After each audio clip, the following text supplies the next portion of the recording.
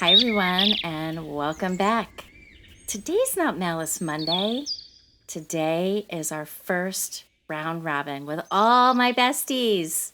So I have myself, of course. I have Christine Mulligan. Nina. Hey, everybody. I have Nina Mulligan. Hi, all. Reginna Lindsay. Hello.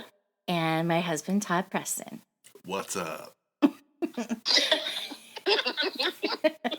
I'm not sure how this is going to go, guys. So we're just, we're winging it. This is our first one. So today on our very first round robin, we are going to just be kind of spitballing it about season 1, episode 1, the Oakland County Child Killer. Because what I find is after I do the episodes, I listen, and yes, I listen and listen and re-listen. I've listened to all these episodes like a lot.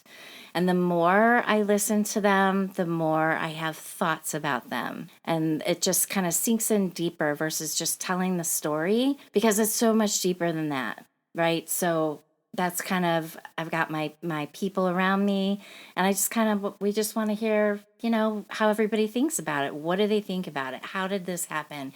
How could it have happened? What, whatever. I'm just yakking away at this point, guys, but. Yeah, and can I just say that episode 1 in season 1 about the county murders, that is so intricate and has so many pieces. Our little one episode about it merely scratched the surface. Like, you talked about a lot of the things, but we just touched on them all because there's so much out there about that one. Like, even after we recorded and everything, and then we talked about it off air, and then I watched like a documentary about it. I forget, what was it called now? Children of the Snow? Yep. Yeah, Children of the Snow. Yep. So, and I think you credited that, right? I did. Yeah, so let me say what it didn't talk about. It didn't talk about the fact that nobody else mentioned why nothing happened to them sexually. You did. You did, though. You did, and that was a great point. That they probably looked like 1970s kids, which they were all like asexual looking. Right. Yeah. They were all so agender back then. They all had long shag haircuts or the bowl haircut. And in Michigan, in those cold, cold nights, they were all bundled up like little snowman children. You know what I mean? Yeah. So nobody talks about how they probably really only meant to take boys, but they did end up taking 2 and 2.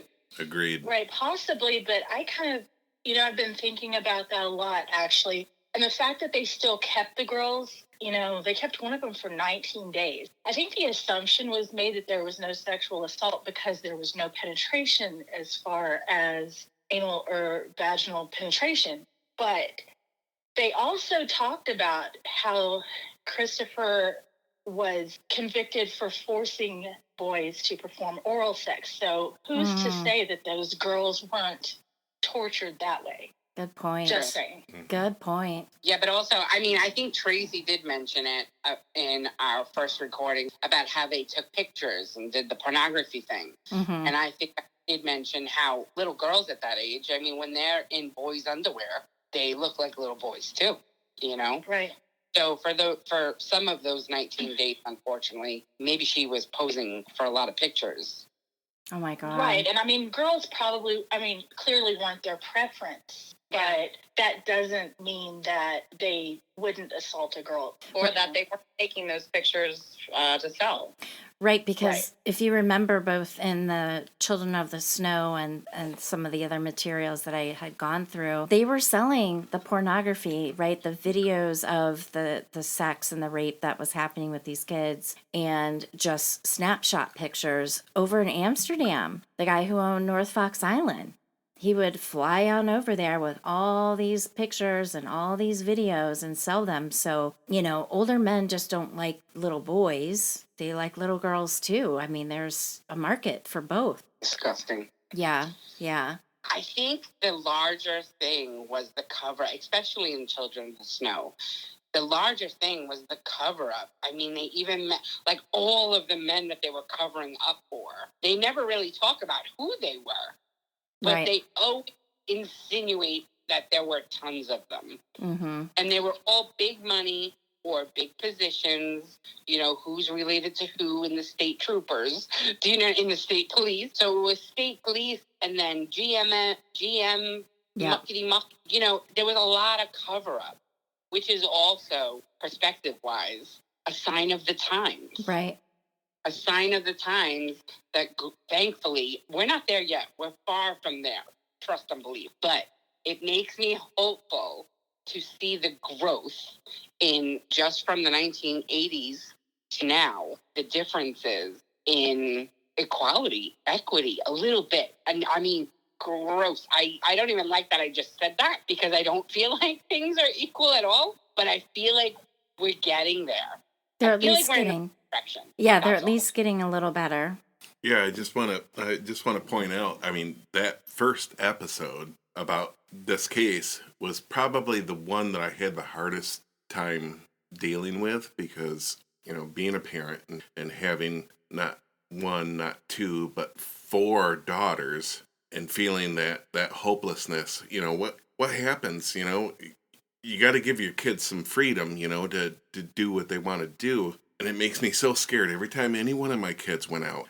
Tracy and I, we share a family together. It always just chills me to the bone.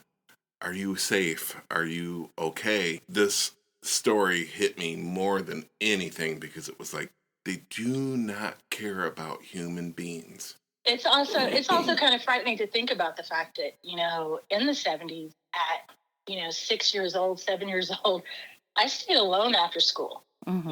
It wasn't for a very extended period of time, but by the time I was the age of these kids, all summer long, I'm at home alone, running the neighborhood, going to the park, hanging out at my friends' houses. Yes, my parents, check in, but they both worked. So I was home alone. I'm an only child. There weren't any older siblings. It's just kind of frightening to think about that. And looking back on it, I would never, ever have allowed my children to stay home alone at that age. But it was pretty common practice. It was, yeah. It absolutely was, right? You get home from school, you call your mom on the rotary. I'm home. Right. we didn't call our mom. We just got home and bloop, bloop, bloop, do what you're supposed to do. Was your rotary phone olive green? I think it was, or yellow. Yeah, olive green. And my grandfather had the olive green one. And I used to play on that thing all the time as a kid. Oh, yeah. And how far would you stretch out? Watch the dial go back and forth. Yeah, and how far would you stretch out the cord? Because you could go all the way down the hall with that. Oh, yeah. Heaven forbid you got the wrong digit because you had to start all over. Oh, my God, that was annoying. And also, when we were home alone, because, I had an older sibling, but, God, she was horrible. But anyway, be back by... She was so mean. Family trauma, Skip. I'm telling you. So it was like, you get on your bikes, and it was like, be home by dark. Nobody had a phone. Right. Nobody knew. Everybody. It was just more of a trusting society because we didn't have the internet, reporters reporting about it. You know what I mean? It was just so quiet. It was happening. It was definitely happening clearly. Mm-hmm. Yeah, simple times, simple minds, simple times. Mm-hmm. But really, times made people simple-minded and unaware.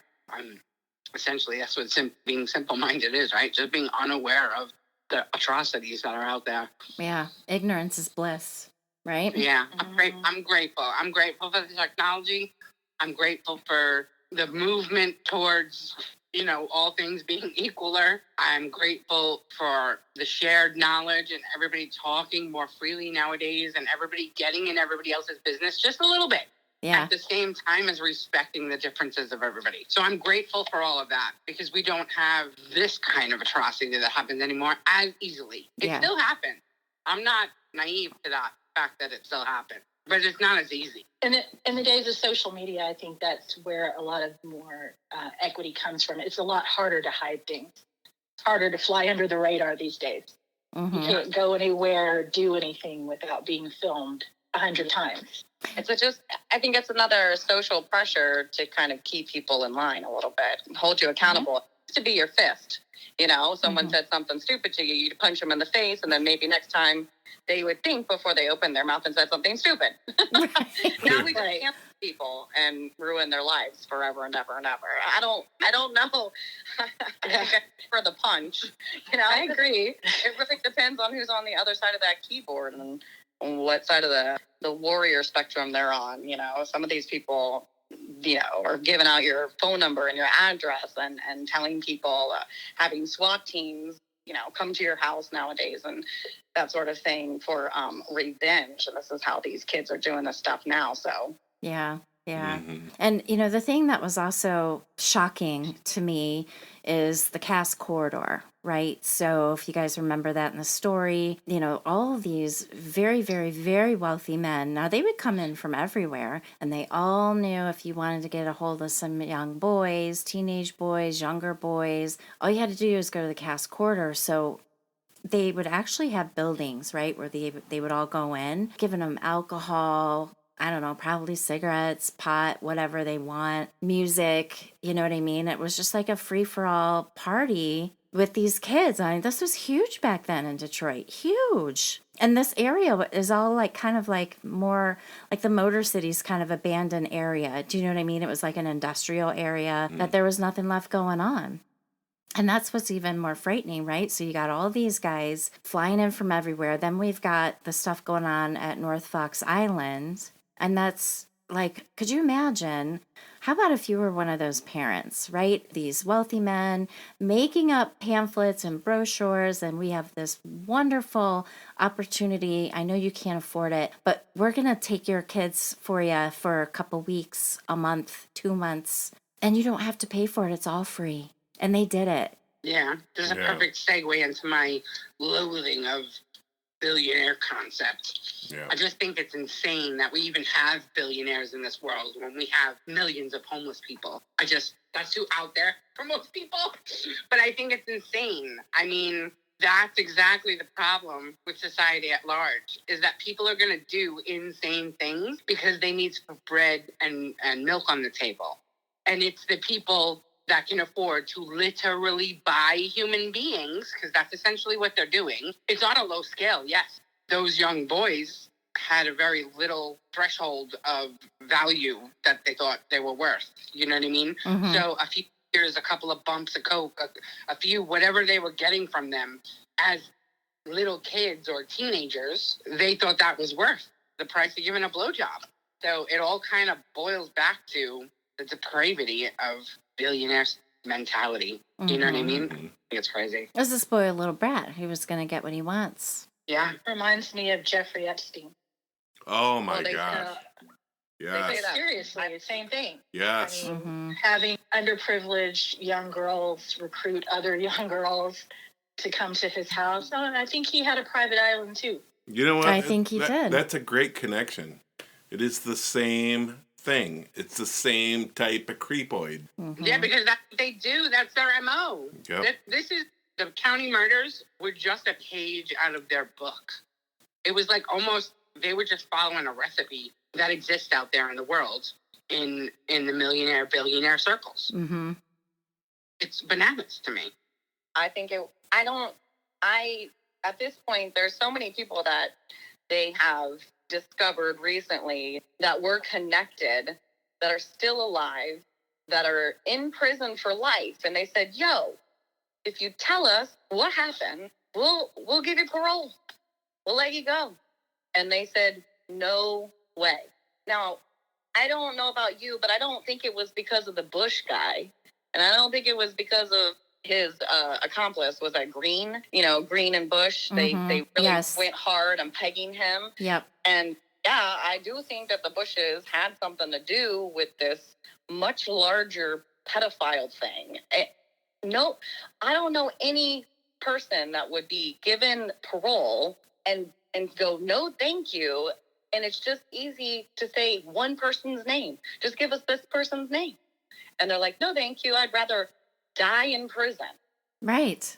With this information. Like, who has these people's balls in a vice. Exactly. That is Right. So Good to me, all of the little players that they're trying to pin, these were like the henchmen. These were the cockroaches that go out and do the preying. They are very low on the totem pole, you know? And I think that this filtered into a much bigger, this whole island weird shit with the GM factory people too. And I mean, it just seems strange. It seems very strange to me that people would rather die in prison than just tell the truth. They knew the tip of the iceberg was unseen by them, and they feared it tremendously. Yeah. Well, and whoever they're with, their family, they're getting the benefits of it. I'm a shit, but my family's not a shit. They're going to live large. Right, and maybe if you said something, Yeah. maybe their family could end up dead. Yeah. Or just really bad things are going to happen to them. It's crazy to me because I spent time on a federal grand jury, and I was the foreperson. We saw about 98 cases over the course of a year. I would say half of those were child pedophile behavior cases. And when I tell you, like, you think that this story was bad, you had to listen to descriptions of pictures of people performing sexual acts. When you're a juror, you get more details, and it's very striking. It's very hard to deal with. I've been there. And this was a federal level, so these were like cases that they had been working for many, many years before they come to the grand jury for the indictment. And we'd have to sit there for hours and listen to this stuff. And I can't even. And I know that there's bad stuff in the world, but not even I fathomed that. Yeah. I'm sorry you had to hear that. That's horrible. And you'll never forget it. It's with you forever. Yeah. That's kind of like Brent Coster. That's why I was so, we'll get into that down the road. But to actually hear someone say what they did, like you have to say it. It's more shocking than anything I've ever thought I would feel before. Yeah.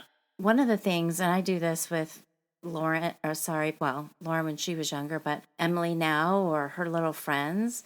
I mean, what are the lessons we take away from that, right? Like I tell my daughter, and I hope everybody tells their kids, don't trust anybody. There's no reason an adult ever needs to talk to you. Don't even walk up close to them. Right. And also that, like you tell my granddaughter too, that it's okay if you don't want to be hugged or you don't want to be held or touched by someone, even if it's a member of the family. It is okay to say no. Absolutely. And that's something that, was really, especially growing up in the South, it was always forced upon me.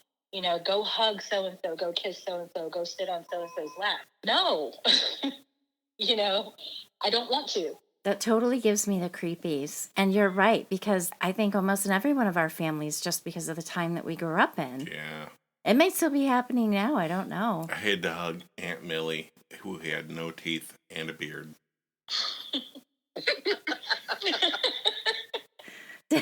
I hope she didn't try to kiss you. She couldn't form her lips to kiss anything. Todd, is this a trauma you would like to discuss with us now?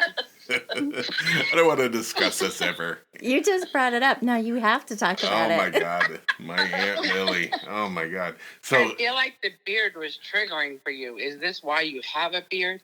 no, I have a beard because I can do it outstandingly. Oh, he does have an outstanding beard. That's true. But my Aunt Millie, she didn't have any teeth. She didn't even have dentures. She was just gumming it. She was just gumming it all the time. So we had corn on the cob. Aunt Millie had to have corn off the cob, and tired. Very lesbian of her. Her tired lips were pushing kernels right up into her nose. Oh my gosh. So there's Aunt Millie. That could actually probably be a whole creepy, dark episode. That whole family is dark and creepy. Let me tell you. We could do a whole episode just on that part of my family because it's nuts.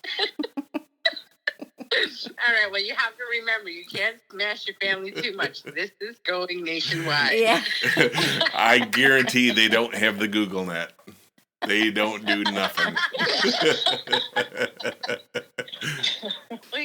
doesn't have teeth. He didn't say she didn't have fingers. She can type it. Oh, she ain't typing. Can use a phone. Aunt Millie's got to be dead by now. Aunt Millie's probably. We would think, but I don't know. I think she might still be around. Now I got even more creepies. Oh, my Jeepers creepers. Yep. Definitely.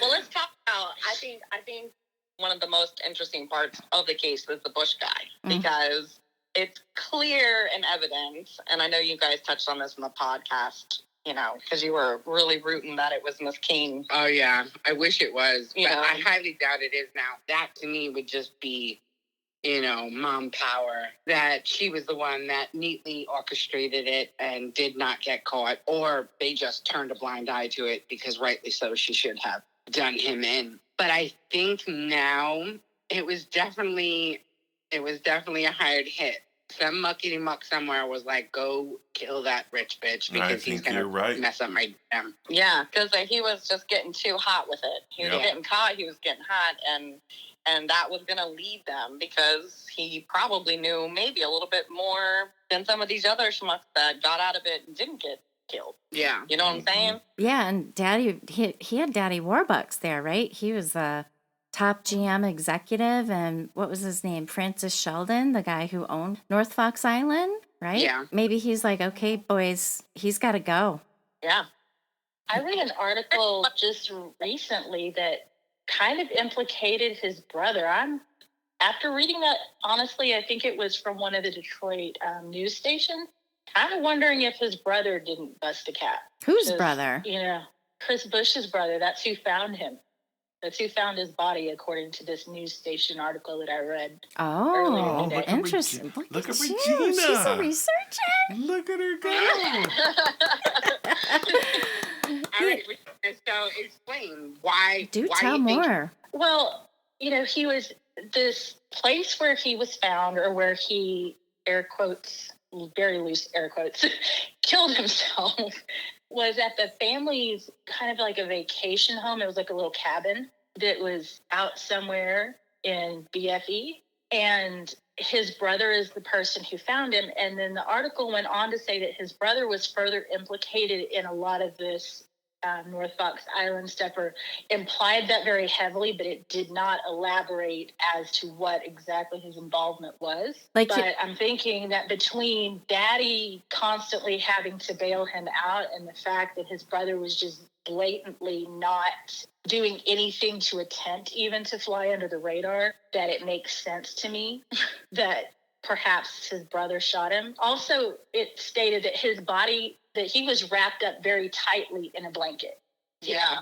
In addition to the fact that there's no blood spatter literally anywhere. No GSR on his hands. And coming from a family that handles guns a lot, and I learned to shoot at a very, very young age, to pull the trigger on a shotgun or on a rifle on yourself, got to have very long arms or have rigged something up to the trigger, because most of us can't reach that far. Right. Yeah. And definitely not if you're wrapped up in a blanket. Right. No. Right. So are you saying that, let me just back up a sec. So are you saying that like his brother took him to a cabin and shot him? Yeah. Wow. Or maybe his brother shot him while they were out in the woods taking a stroll, and then brought him back and bundled him up in his bed in the cabin and called the popo. They also said his blood alcohol level was like through the roof. Like, for him to be able to even pull off trying to shoot himself in the inebriated state that he was in would have been almost impossible. Over 0.4 his blood level was. Oh my gosh. That's nuts. Plus he was like a chunky fella. So those short stouty guys, he didn't have long arms, I'm sure. Yeah. Yeah. Yeah, but I didn't know about the brother. I didn't either. I didn't either. Good I job, I just happened to Reginna. stumble on it this afternoon reading articles in my abundance of free time. Maybe I should have you help us research some shows. You are digging up shit I did not see anywhere. Yeah, I don't know. I just stumbled across it. I'm Googling names and all of that. But there was actually a Reddit forum, I think, is where some of this came from. Oh, that okay. discussed it not being a suicide. There's literally a Reddit forum for everything. Well, we kind of felt that way too. We kind of was like, We knew it was yeah, not okay, suicide. this is really It's just who did it. totally sus. Right. That's what the kids and say. the weird thing that doesn't bode well for the Michigan State Police in this case is they were like, yep, it's a homicide. They did it within like 12 hours after they found the body. All of the lab work, ballistics, and all of that, none of that was even done before they just were like, oh, suicide. It's a wrap. Oh, yeah. Yeah.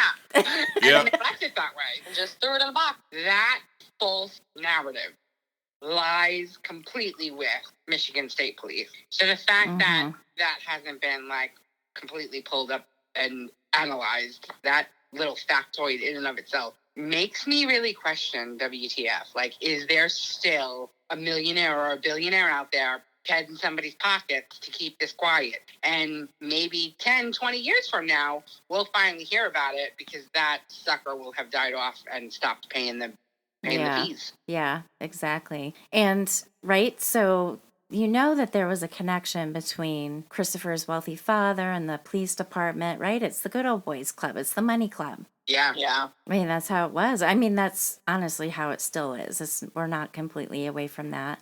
But I mean, and Timothy King's sister, she was an attorney. She spent her entire life fighting, looking, researching. She was absolutely certain there was a cover up. So if she couldn't even find anything after all these years, that's deep. Yeah. Oh, I'm sure it runs real deep. That's what I said when we first started this conversation, is it sickens me. It all kind of boils back down to Money and power. the money. Yeah. Yep. Money and power. Yep. Yeah. Like, it's about money. And the sick, twisted thing is, as a society, we as humans need to wake the fuck up.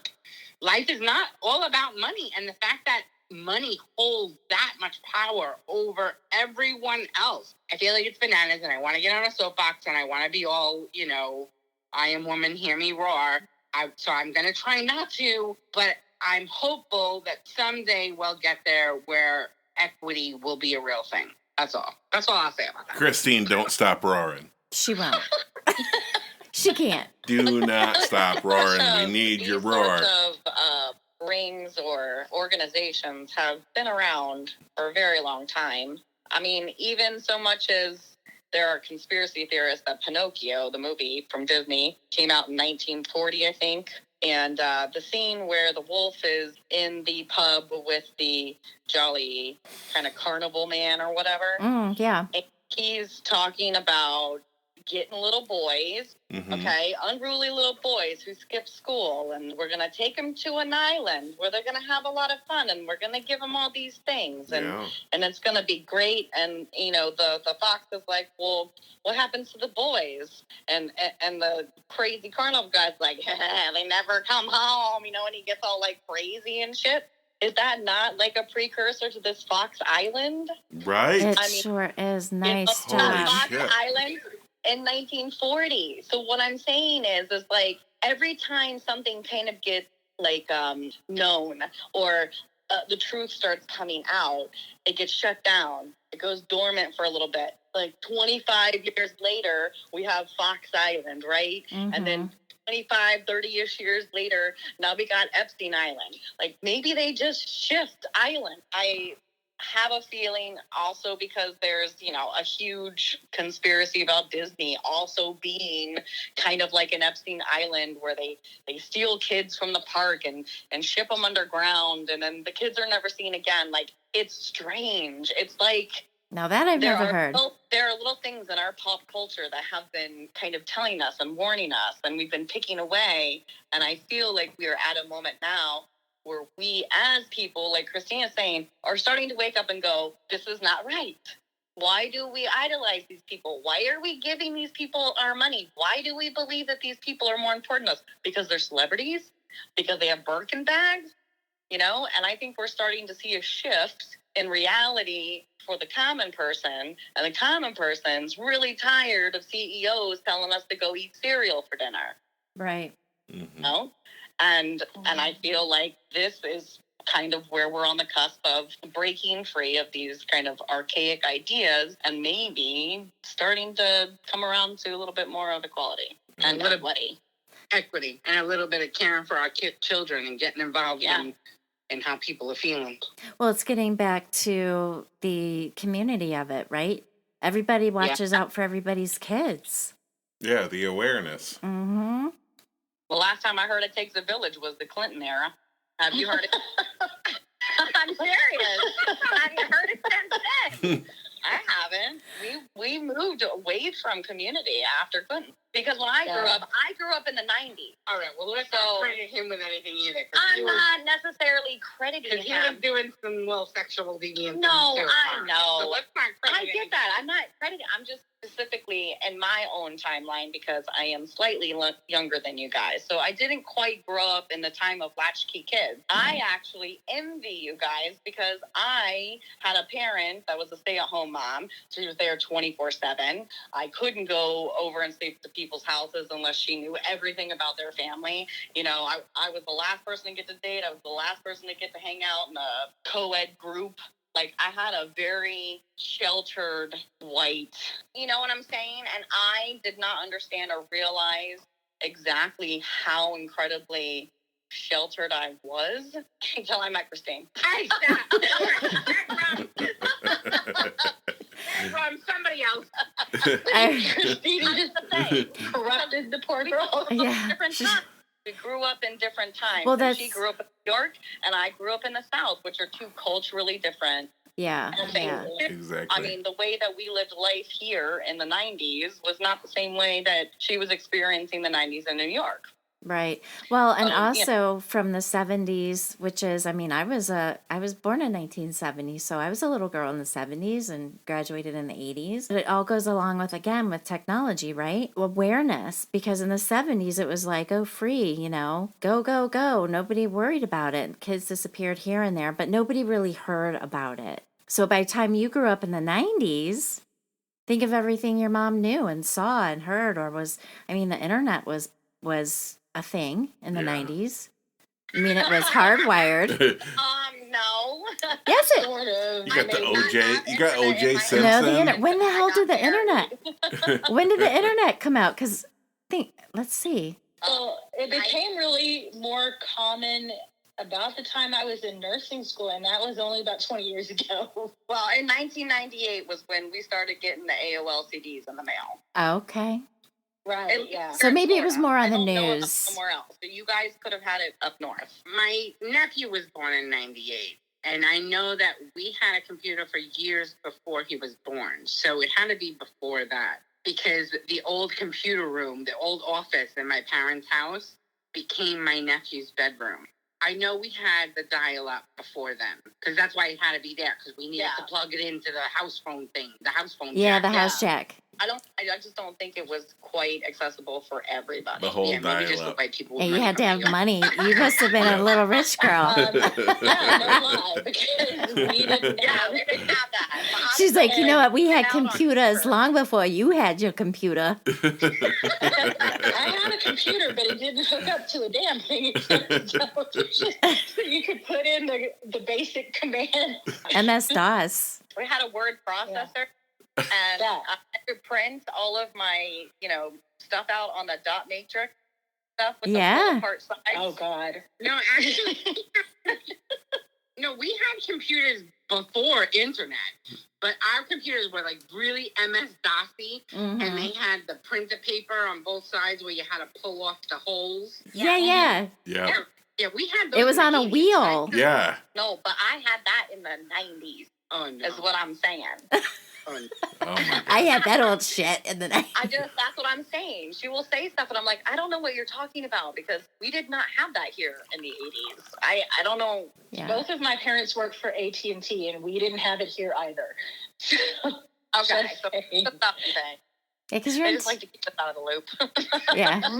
Well, so you grew up in Florida, Nina, and then Reginna grew up in Texas, and we're all from the north. So isn't that funny, the difference? Yeah, it is. And then I spent 15 years in Louisiana, and that was more backwards than Florida.